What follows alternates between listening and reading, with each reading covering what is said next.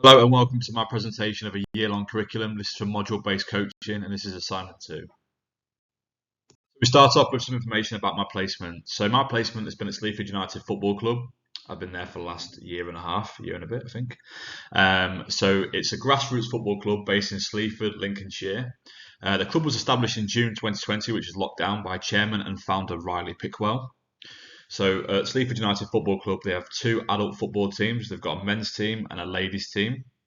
The home venue is Squellington Playing Field, which is a playing field located just outside the town centre of Sleaford, where the football club is actually based because of their name. And then the training facility is based in Sleaford itself. They use this for the winter training sessions because it's on AstroTurf because of the bad weather and stuff. You can't play on grass. So that's on Cars Grammar School AstroTurf, and that's a 3G Astro pitch. So the final year of my placement is from September 2023 to May 2024. So this would be the 2023-24 season. But this is also the first season as a competitive football team for the ladies team as well. That's where my placement is based. So I've been assigned the roles of assistant coach and goalkeeper coach for the ladies team this season. So we start off with some information about my placement with Sleaford United Football Club. So Sleaford United FC Ladies is where I'm based, my placement. So they're established in June 2023. This is a competitive side, which is a new team for this season. They were previously known as FUFC Links Ladies Play, and it was like an FA beginner program for ladies who just wanted to take part in football with no commitments, and it worked really well for the club. But the numbers were so good, so they decided to start up a competitive side for this season, which is a brand new thing. So training sessions take place every Friday night, 8 till 9 p.m. They're 60 minutes long at Cars Grammar School AstroTurf on 3G. They're also taking part in the Lincoln Women's and Girls Football League in the South Division, and they've also had an opportunity to represent the club in the Vitality Women's FA Cup this year. So obviously the team has 90-minute matches that take place every Sunday in this league I've just said. On a Sunday afternoon at the club's home venue, Squellington Playing Fields. Now, the management this season consists of Will Harris, who is the head coach slash interim manager, and the squad size of the ladies' team is between 20 and 30 players. So now we talk about the reality of where this team really is. So with the ladies' team, so the squad size is 20 to 30 players, as mentioned on the previous slide. So they've got 7 to 12 players that turn up for training most weeks. Obviously, lots of other players have commitments, family. It's difficult to come on a Friday night. So that is some of the struggles of why the numbers aren't particularly great at times. And obviously, it started off with sort of like 11 to 13 and 14 players who turn up for matches as well on a Sunday. So it's quite good. The squad age consists of 16 to 40 years old. So this kind of places the age category of the team into on Ericsson's model. So this is going to be the adolescence and young adulthood stage. So that's kind of 10 to 20 years old, and then 40s to 50s. So it's kind of in between them stages, as you can see on the right side on the graph. So the ability of this team is, they're made up of beginners who obviously have come from the Links Ladies Play program, which we talked about in the previous slide, I believe. And that was obviously the FA's program of designing beginner football for ladies as well in the local area. And obviously, we've gathered players from that program, as well as we've got a couple of players who are like sort of the intermediate stages who have played for different teams in the area and kind of have come across to us as well. So they lead with their leadership kind of thing, and they help the girls, and they are really good players as well. So yeah, now we talk about some stats. So I thought it was just quite important to include in this presentation because you can kind of see where the reality of where the team lies. So the ladies team have played 10 games in the league, and they've played 4 games in the Cups. So they've also featured in the Women's Vitality FA Cup, like I've said, in the first qualifying round. And they've also featured in the Lincolnshire County Cup in the first round as well. So as you can see, the ladies aren't doing that well at the moment. They're bottom of the league. They've had a tough season. It's their first season, so there's been lots of learning and stuff like that as well up until now. But we have the rest to go after Christmas, and we're hoping this curriculum that I've designed will kind of help the ladies improve and kind of get them back to winning ways, shall we say. So they've scored 6 goals, but unfortunately the ladies have conceded 125 goals, which has become the main performance problems that I've identified has come from looking at these stats and finding out what is actually truly going on. And as you can see, we don't score many goals, so maybe we should look at some attacking phases chances, but also we concede a lot of goals as well. So maybe we should look about tightening up the defence and trying to look through transitions and building up plays as well. What is a mental model? So a mental model shows the key skills, qualities and behaviours that a coach requires from their participants. Another purpose of a mental model is to showcase the main performance problems of a sport type. So my mental model that you will see in the next few slides shows the key fundamental skills from assignment 1. So we looked at physical development, we looked at tactical, cognitive development, tactical, psychosocial. So this is part of the attack and defence as well in a competitive football match. This all makes it all up. So this mental model also will try to include different in-depth components of each fundamental skill, the performance problems, etc. So we'll look to kind of develop and kind of like summarize this whole curriculum really that we're trying to build. So now is a chance to look at our mental model for placement. So Sleaford United FC ladies. So the mental model is focused around fundamental skills in football. So obviously attack and defence are massive parts of football and a competitive fixture, training sessions, etc. So we're going to be using both of them components throughout the curriculum. So we're going to be working on attacking drills and defensive drills too. So as you can see in the blue boxes, they are the key fundamental skills I've identified from my previous assignment that needs working on. So we have cognitive development, we've got physical development, psychosocial and physical development in more of a technical stage as well. Okay, so in the yellow boxes, that obviously the arrows go towards the fundamental skills, you can see the performance problems I've identified in the previous assignment. So I've named 3 for each. So we'll start with cognitive development, which is a tactical based stage. So we've got positioning, so that's knowledge and practicality, off the ball movements, understanding the offside rule. Then we move to physical development, and we talk about strength, attacking, and then also strength defending, and also physical endurance. And then psychosocial, we've got teamwork, confidence, communication, real big important sides of team cohesion. Then we go to physical development and the technical side. We've got passing accuracy, spatial awareness, and ball control receiving the ball. So all of these performance problems and components will formulate how my curriculum is going to look for the ladies team. So mental model feedback. So now is the kind of chance to look at feedback I've gained over the last few weeks from coaches at the club. So we've got Harry Tancred, who's a men's team coach, and obviously the Will Harris, who's a ladies team coach. And also I had a chance to get some peer reviews as well. So as you can see in the top right corner, that's originally the mental model I had come up with. And now, obviously, the feedback I got, the issues and changes I got, that there was no colour scheme and it wasn't identifiable for this particular mental model. So I thought, okay, so I'll go and do another mental model and I'll put colour on it with the same kind of layout. And then I went back and asked for some feedback from a classmate, so Josh Hunter, and obviously some of the coaches, and they give me some more in-depth feedback. So there was a spelling mistake on the second one on physical development. So then I thought, right, okay, I need to do another mental model. So the final one you've seen in the previous slide is the one in the top, is the bottom left corner. And after the following feedback of no, there was no colour, there was a spelling mistake, and it was too simple and needed to be more sport specific, so including the performance problems, and now came up with the bottom left corner, as you can see, and the one in the previous slide as well, which is a final mental model I came up with. Supporting models. So the following models I've got from looking at research into looking at how I could stage my own mental model. So we start with Lyle Gershgoran's, if I've hopefully pronounced that right, Gershgoran's. Lyle Gershgoran's coaching mental model. So when I looked at his mental model, which is the one in the middle of the screen, I thought that the layout was quite easy to understand and kind of make sense of. But also there was 2 main categories, so game intelligence and game philosophy, that was then split into subcategories. So I thought this would be a really good idea for my own mental model to take into place as well. Then we look into the top right corner of the FA's 4-corner model. So this is a key elements of coaching football to any group. However, there's potentially a lack of information with this one. However, I did like that it was colour coded. So that's what I wanted to take into my own mental model because it was easy to read and stands out for the reader. And finally, we look at the England football DNA in possession model. So this is the bottom right corner. So there's clear themes in this one. So it was about in possession and out of possession. It was easy to follow from a coach's perspective, and it was also more suitable to older age groups, I felt. So I've decided to take in all 3 of these models into creating my own mental model, and this is where I've got the information from pretty much. But obviously the 2 FA models key ones that every coach seems to use in this day and era in coaching, in everyday grassroots coaching really. And obviously Lyle Gershgren's model is someone who's tried to develop a theory for his own research. So these are great models to be used towards supporting the information for my mental model. So this is a target performance model. So this is my TPM.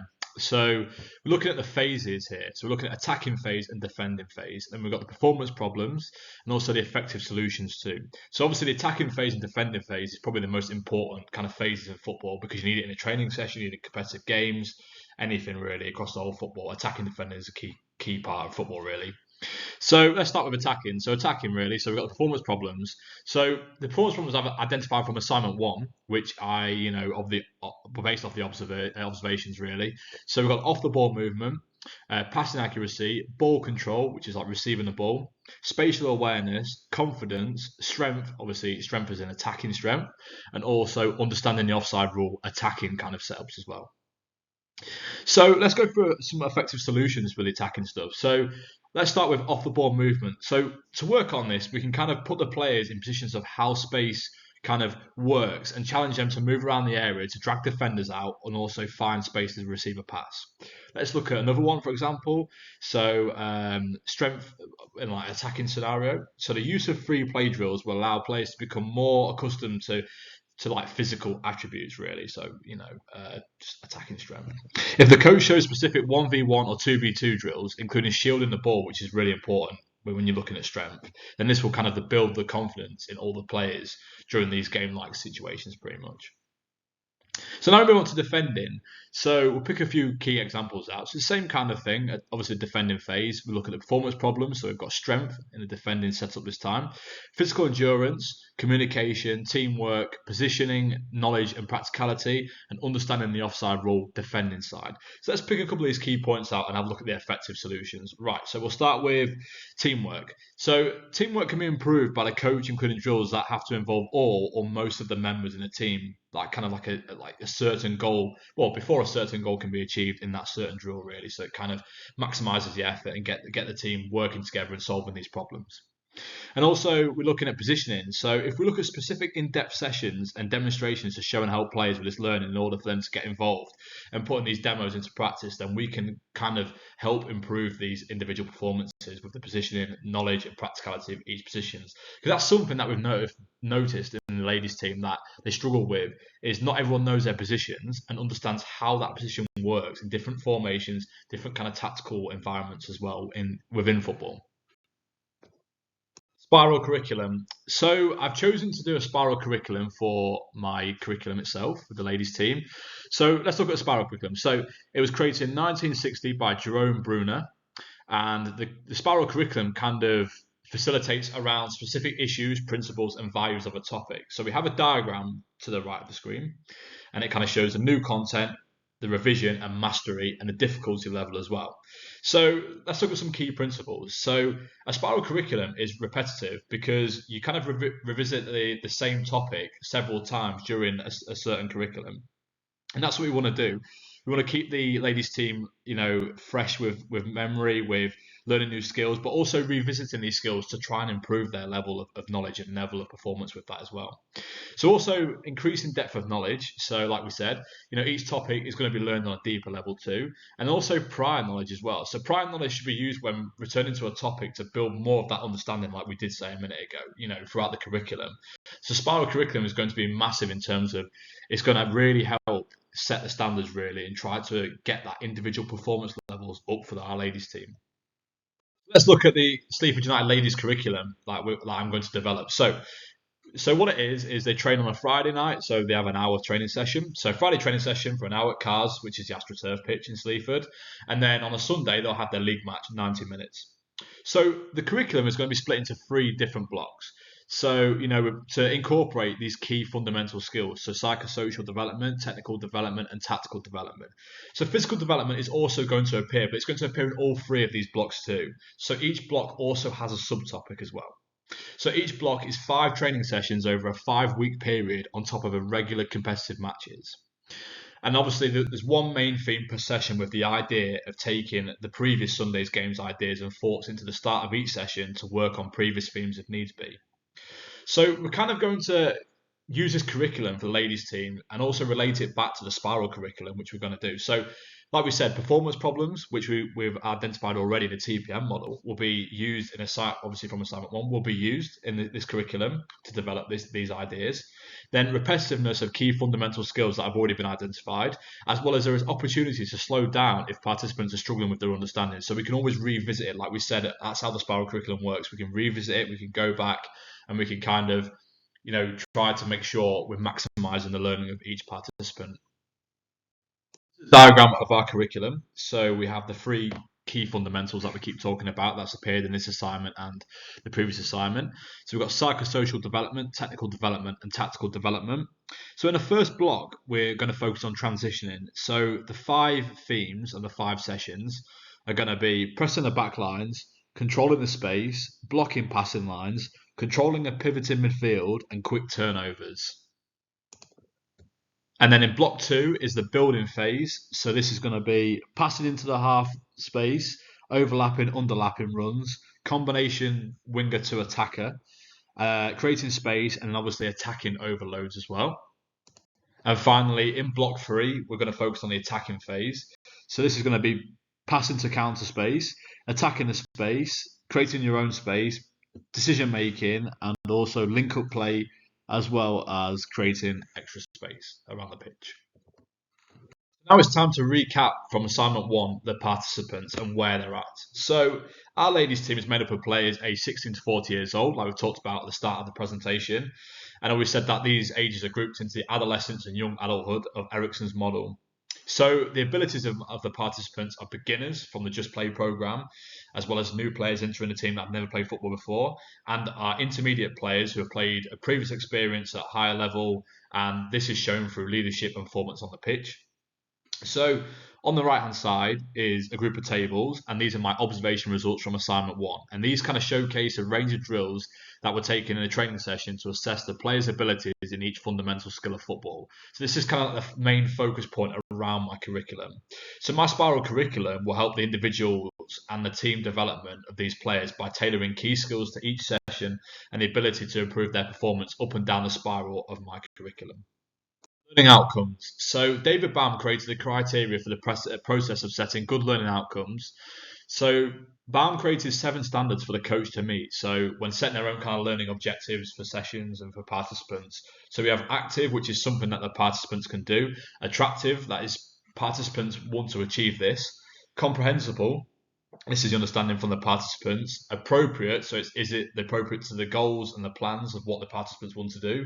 Attainable, so will they meet the target set with the effort? Accessible, so can this participant achieve their goal? And also visible to the participants and the coaches. So we're going to take Baum's criteria into making our own kind of outcomes for this curriculum. We're going to look at macro, meso, and micro. So macro relates to the specific subject, the time allocated, and the purpose. Meso is related to the topic and subtopic they're taught with a subject as part of the curriculum, and then micro is relating to the specific content within topics or subtopics. This can also be set out as specific knowledge, skills, and experiences. So there's a reference below for this as well.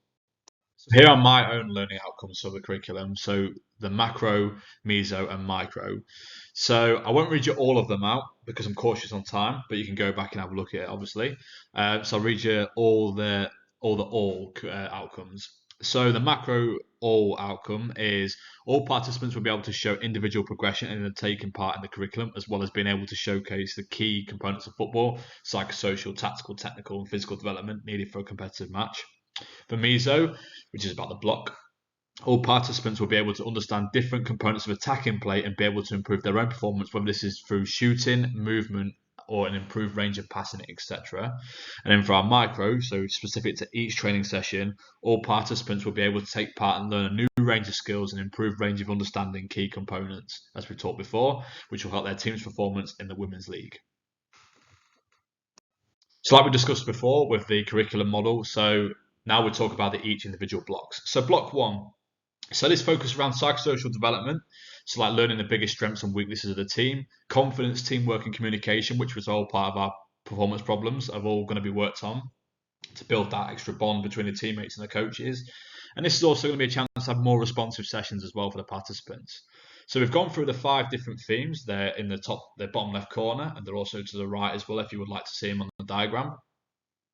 This is my session example for block 1. So this session is kind of designed around watching the first couple of games the ladies have had in the league, and it was like a big stumbling block. So this session is kind of designed to help build more free-flowing football to kind of counteract these issues that they were having. And so the warm-up is pretty self-explanatory. So it's kind of just designed to get them used to having the ball at their feet. So ball mastery work, ball control, which is one of the performance problems we've analysed in the previous assignment. And then in exercise 1, they've got to complete 6 consecutive passes before moving to the next square. The focus is kind of on decision making. Firstly, sort of like when to dribble, when to pass, and should the winger kind of be on the edge of the box to pull out to receive the pass, or should they kind of pull away to move a defender and allow the in-position player to kind of dribble through to the next box. As it says, there's kind of like an idea to recognise the space, attack with sort of free-flowing attack quickly, and being able to kind of recognise where the next pass is by switching the ball to those areas of space as well. Move on to block 2. So this is a technical development and building phase. So technical development, so we're looking to improve the results from the first block, which is a psychosocial development. We're looking to also kind of incorporate technical advanced learning, so combination play, overloads, etc. And we're also looking to build through the midfield, so the centre mid to the wingers to the attackers. So we've talked about in the bottom left corner again, we have the 5 different weeks, different themes, as well as the same in the diagram on the right, which kind of shows how our block is going to look. 2, so the session example for this is kind of building on what we've learned as well in the previous block, but also adding a few more like complete ideas as well to help boost performances, results, and understanding as well. So these drills kind of like focus on more match realistic kind of situations and different settings. So exercise 1 is kind of learning to press from the back, press to the back 4, box them in, force to one side, and kind of block the lanes out of defence to win the ball back high, meaning that this could have a better chance of scoring opportunities as well, attacking opportunities. Exercise 2 kind of involves defensive midfielder to the mix, meaning that extra person you need to think about kind of blocking the lanes. Can we channel the ball to the midfielder, then outnumber and regain possession, or could we completely force them to kind of make a back pass or try and play over us to win the ball back high up the pitch for kind of an attacking turnover. So it's kind of moving on to the building the phase of play. Really, that's what we're trying to work on for this kind of this block. So in our final block, which is a tactical development and attacking phase, we're kind of looking at recapping the components from each block. So that's part of the spiral curriculum. Looking at team compactness as well, and obviously focusing on high tactical knowledge. The intensity will be upped as well, and the complex drills to force and improve range of performance. This will be the hardest part of the block, but it also be the most rewarding if the ladies can kind of improve their performances, taking all the knowledge from the coaching, and hopefully we could be able to see this towards the final part of the season with an in-depth range of performances really from ladies. So obviously the attacking phase, like we said, and obviously weeks 1 to 5 is down in the bottom corner, bottom left corner, and the bottom right corner is also the same kind of aspect of how this block is going to look. So we are focusing heavily on the attacking phase, so the passing, the space, decision making, really important kind of aspects to kind of finishing like our season really, and hopefully trying to score some more goals, which we have lacked on as we talked about at the start of the presentation really. And finally we move on to block 3. So again, a session example. This is kind of introducing more complex tactical ideas and the thoughts of looking at finishing specifically with half space combinations, trying to boost that understanding again and that capability of trying to get these performances out of the players for match realistic kind of game situations as well. And so, like we've said, it's the work on the attacking phase this time. So it's more set on working on tactical information. So these tactical demands. So in exercise 1, the midfielder kind of plays through the half space to the winger. The winger kind of cuts back to the striker. Striker, in theory, kind of scores. First pattern really involves the overlapping fullback, and then we kind of switch to underlapping midfielders like the 6 and the 8, but also including the offside as well, which is quite important because one of our performance problems we've identified for the TPM model.